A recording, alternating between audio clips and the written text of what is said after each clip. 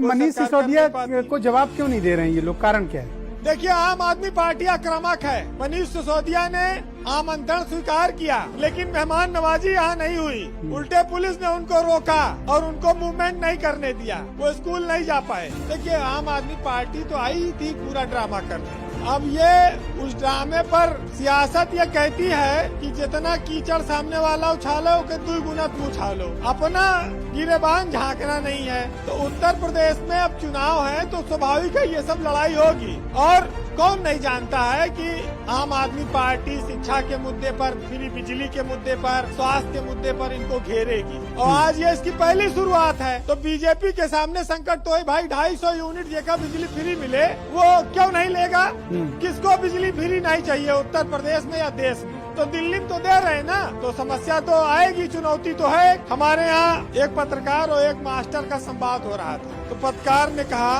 देखा, पत्रकार एक स्कूल में गया तो देखा कि चपरासी जो है वो चीड़ के पतीले पर दंड पेल रहा था और हेड मास्टर रोटी बेल रहा था और सारे मास्टर मिलकर खाना परस रहे थे।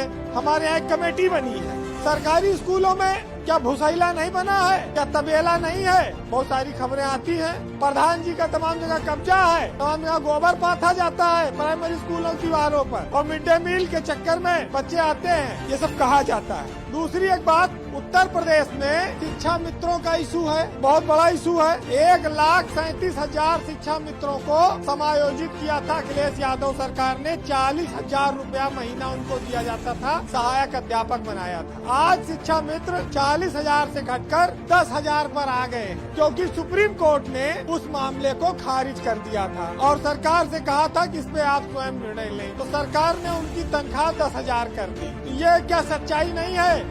शिक्षा मित्रों के समायोजन पर कब चर्चा होगी? मनीष सिसोदिया आए, दिल्ली का शिक्षा मंत्री है, उप मुख्यमंत्री है, वो आए और उन्होंने कहा कि भाई हम चुनौती को तैयार हैं, आप बताइए। तो उत्तर प्रदेश सरकार को हिम्मत दिखानी चाहिए थी कि हमारे मंत्री जी आते, आगे शिक्षा मंत्री आते, सिद्धार्थ नाथ सिंह आते और बताते कि तुम्हारे दिल्ली के स्कूलों में यह समस्या है। या आज उनको जाने नहीं दिया गया कहीं। लेकिन जो सच्चाई है, जिसको हमने आपने देखा, उसको कैसे झुठला देंगे? आप बताइए। आज कौन नहीं जानता है? उत्तर प्रदेश के किसी भी आप प्राइवेट स्कूल में चले जाइए या दुनिया में या देश में चले जाइए, तो वहाँ प्रिंसिपल आपको क्या बताएगी कि आपको सारी चीजें स्कूल से लेनी पड़ेंगी, चाहे नोटबुक्स हो, स्कूल यूनिफॉर्म हो, जूता हो, मोजा हो, बेल्ट हो, बैग हो। सब बोले मास्टर जी आप सुबह शाम राशन लाते हैं और दिन भर उसे पकाते हैं, शाम को ठिकाने लगाते हैं, फिर आप बच्चों को कब पढ़ाते हैं? मास्टर बोले बच्चों को पढ़ाने की चिंता तो हमें सताती है, लेकिन उससे भी एक बड़ी चिंता हमें खाए जाती है कि कहीं अगर खाना स्वादिष्ट नहीं बना तो अधिकारी तरह तरह के जांच के गोले दाग जाते हैं, और यदि खाना स्वादिष्ट बन जाए तो बच्चे खाकर स्कूल से भाग जाते हैं। तो हम पढ़ाएं किसको?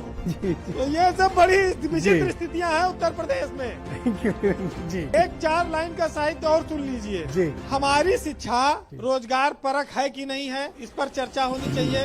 क्या शिक्षा सिर्फ इसलिए हम ग्रहण कर रहे हैं कि हम नौकरी हासिल कर सके? नौकरी न मिले तो शिक्षा बेकार हो जाती है। ये हम लोग पढ़ते थे जब बचपन में, साइन, कास, थीटा और पता नहीं क्या क्या शब्द थे। आज उसका जिंदगी में कोई काम इस्तेमाल तो है नहीं ब्रजेश जी।